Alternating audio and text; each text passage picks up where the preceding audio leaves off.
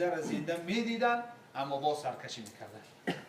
این حضرت عیسی علیه السلام گفت بیا بریم بالای قبر همون گفتگی شما و من دعا کنم پروردگار زندهش کنم. رفتن بالای قبر سام ابن نوح، بچه حضرت نوح علیه السلام. حضرت در همونجا دعا کرد به خدا، پروردگارا همین سام ابن نوح و فضل و کرم و به قدرتی که داری اله زندهش کو با زبان خواب فصیح همین قوم شهادت بوده پیغمبری مرا و خواب همینا هدایت میشوند. حضرت دعا کرد، سام ابن نوح از قبر بیرون شد. حالی برای دهشت قیامت گپ زدیم برادران، حالی سختی روز قیامت گپ زدیم. میگه سام ابن نوح از قبر بیرون شد و به حضرت عیسی سخن گفت، شهادت داد به پیغمبری حضرت عیسی، به یگانگی الله شهادت داد. بعد قوم گفتن که عیسی گفتن خوب ما مقصد اینش قبول کردیم، لیکن در کتابای گذشته آمده است که این سام در حالت جوانیش ای دنیا گذشتگیه، حالت در گذشتگیه که موی سرش سیاه بوده، چرا اینجا موی سرش سفیده؟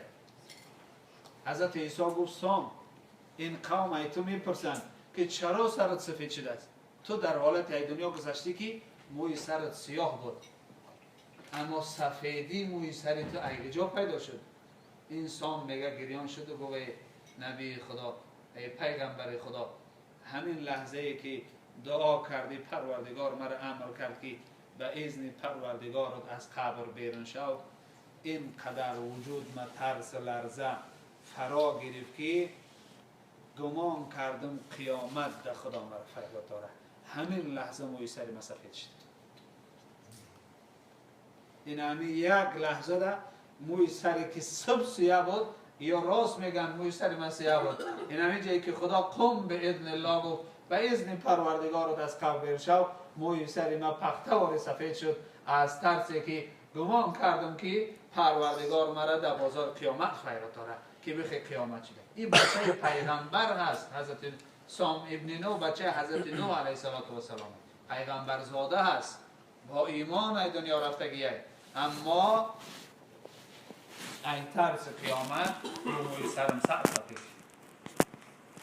حضرت انس گفتن ان همون روزی سختی ده، ان همون روزی و از بینی قیامت ده، سه گروه انسان پروردگار در زیر عرش خودش در سایگی مهمانداری میکنه. حالی پیش از جنت رفتن خداوند گروه از بندگانش را در سایه عرش خودش مهمانداری میکنه، از افتاب و تصویدن قیامت اونها را نگه میداره. حساب کتاب مردم که بود کرد الله میترسه که شما داخل جنت شد. یکی از همینا را حضرت انس گفتن واصل الرحم، کسی که به خویش تبارش صله رحم میکنه، رابطه اکا و دادریش، رابطه خویش تبارش بعد از گذشت پدر و مادرش قطع نمیکنه.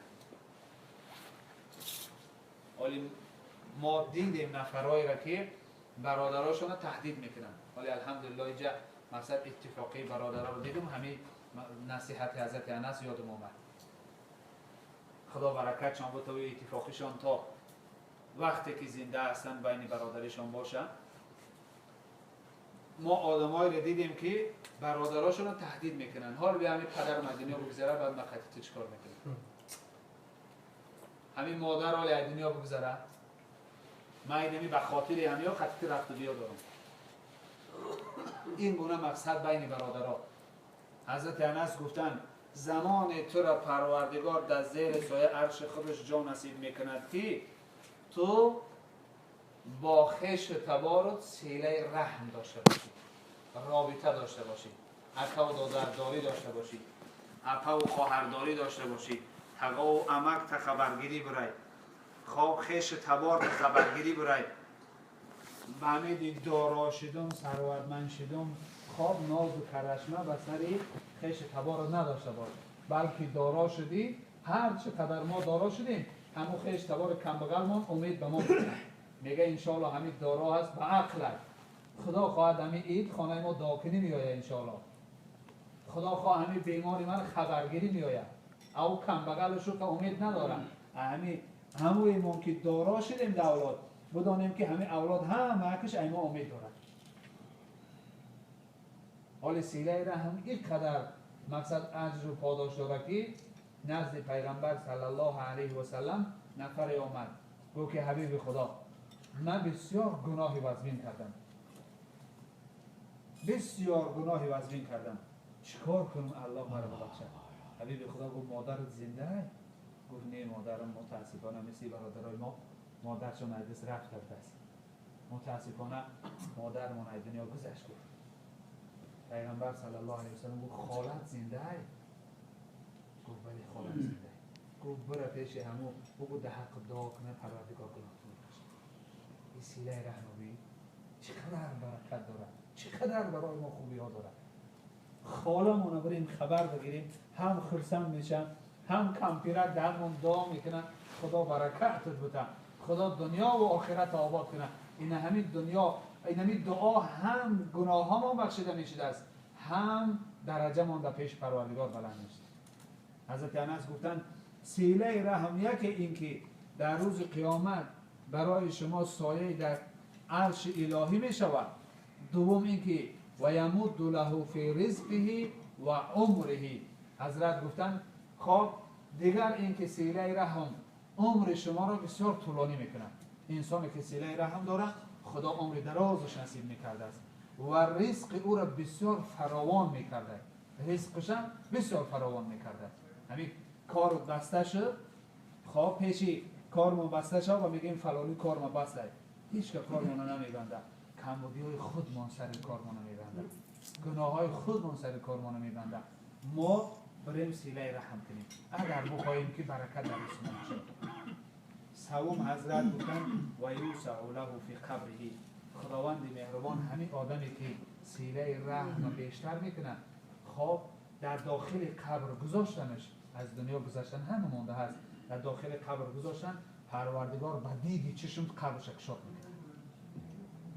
همین هر چقدر چشمت میبینه قبرت همین خیلی خوشحال میشه برای انسانی که سیله رحم میکنه. دوم حضرت انس گفتن زنی که شوهرش از دنیا گذشت و با او فرزندا و یتیمای زیاد موند، این زن ناامید نشد، توکل با خدا کرد. این نصیحت کار مقصد در خاندانمون باید داشته باشیم و تربیه فرزنداش ادامه داد.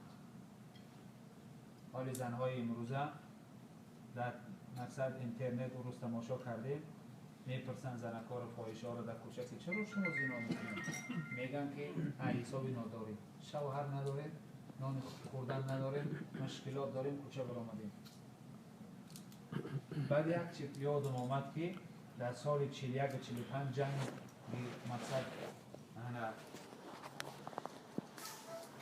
بزرگی وطنی ده، مردم ما و شما مردکامون همه را بوده بودن، لیکن یگان مادر تاجیک ای گرسنگی فاحشه نشید، ریشه علف خوردن و فاحشه نشیدن. او مقصد ایمان داشتن، حیا داشتن. حضرت انس گفتن این زن هم مقصد توکلش با خدا کرد، تربیه فرزنداش ادامه میده و این یتیما را به وایه میرساند درست، با تربیه درست. این زن هم روز قیامت الله در زیر سایه عرشش نصیب میکنه. سوم حضرت انس گفتن مردی که خب دسترخوان آماده میکنه یا خیر احسان کردنی میشه و الحال که برادرها میگفتن که بر کم بغلای محله چنین نیکی ها و چنین پیش عید خیر احسان ها. حضرت گفتن کسی خاص خیر احسان کنه یتیم و فقرا رو فراموش نمیکنه، کم بغلا رو فراموش نمیکنه، یتیما رو فراموش نمیکنه، حتما اول خیر احسان آماده میکنه. مردم پیشتری ما اگر یک خدایی کردنی میشدن، یک مقصد خیرات کردنی میشدن، یک کار نیک کردنی میشدن، اول میگفتن همون کم بغلا رو خیرات کنین، یا که اول اونم یتیمکا در راه کنین، میگفتن خانه فلانی در یتیمه، خانه فلانی در بیماره، اول از سر تمام ما در راه کنین بعد میمونه دیگه. اما امروز یتیم و کم بغلا در سر دسترخوان یا که در خیراتمان ما و شما فراموش میکنیم. رسول اکرم صلی الله علیه و سلم گفتن انما ستنصرون و ترزقون بضعفائکم. میدانی که پروردگار کی در کار شما برکت میگذاره. همین پیشرفت کار میخوایی، پیشرفت تجارت میخوایی سعادت روی باشه، میخوایی رزقت فراوان باشه، میخوایی که هر کاری کردنی شدی پروردگار کمکت بکنه. همین خیلی حالت اگر بخوایی اونم پیش کسی که کم بغله، یتیمه، نادار و گرسنه پیش اون برای دعا بگی. پروردگار نصرت کاری تو را و فراوانی رزق تو را در دعای انام بیچاره گذاشته است. در دعای انام بیچاره این قدر مقصد خوبی ها داره. به این خاطر برادران عزیز خواهش ما از شما همیه که این سه نشانه را حرکت کنید در ختم باشه. حرکت کنید سیله رحم داشته باشید. این فردا مقصد ایده روز خبرگیری خیش تباره.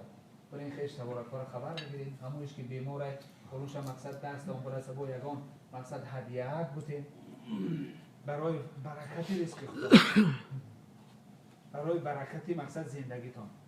پیامبر صلی الله علیه و سلم گفتن شما دوست می‌دارین که خدا عمرتون رو دراز کنه و دوست می‌دارین که پروردگار رزق شما رو فراوان کنه. کی نمیخواد مقصد همین حالت؟ هست آدمی که مقصد عمر دراز مخولش نباشه و فراوانی دسترخوان و زندگیش مخولش نباشه. هممان انمی آرزو را داریم. هممان نیست آدمی که بگه که من عمر دراز قبول ندارم یا که دارایی و ثروت قبول ندارم. همه انسانیتی را قبول داره. پیغمبر صلی الله علیه و سلم گفتن اگر همین دو چیز برای شما در کار باشه سیله رحمه برای زیاد کنید. از خیش تبارت برای دعا بکنید. خیش تبارت برای خبر بکنید. یعنی فردا انشاءالله روزی خبرگیری خیش تبارت. حتما برای خیش تبارکاتون خبر بگیرید. علل خصوص از پدر و مادراتان مقصد اکاهاشان ماندگیه، خب اکا و خواهرشان ماندگیه، همینا رو حتما خبر بگیرید. حتما امید میکنم که مقصد حال فرزندی برادر میاید، فرزندی اپم میاید، ولی انشاءالله مقصد خبرگیری میاید. اینا رو حتما برای دعاشون بگیرید. یا اینکه از پدر و مادراتون مقصد دوستاشان باقی ماندگیه، مثلا از پدر دوست جوراش از مادر.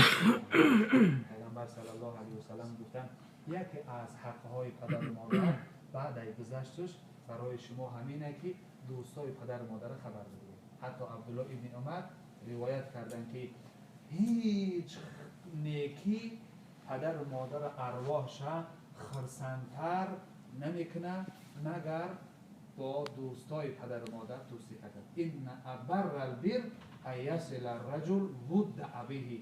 پیغمبر صلی الله علیه و سلم گفتن. عبدالله ابن عمر میگه حبیب خدا صلی الله علیه و سلم گفتن از همه نیکی زیاد در حق پدر و مادر، از همه خوبی زیاد در حق پدر و مادر. بخواهی که پدر و مادر بیشتر خرسند شوند و دوستای پدر و مادر رفت بیاد. نیکی و دوستای پدر و مادر بکن. همه را خبر گرفتنش برای ما و شما بسیار مقصد اجر و پاداش قرار برسه. خدا کنه که این نشستمان سبب فیض برکت و برکت و الله نعمت مادرمان رحمت کرده و دوستایی که در اینجا مهمانهای عزیز که در اینجا قدم گذاشتن خداوند قدم همشون در این خانه سبب فیض برکت گردونه. انشاءالله آن اجر و پاداشی که در این خدا و رسول وعده کردن پروردگار هم که شما را و دوستا و عزیزا و خاندان شما را این اجر و پاداش خدا نصیب و روزی گردونه. انشاءالله نشانه قاری انوالدین برادر مانند در نهضت اشتراک دارند. نوبت به حضرت میتونیم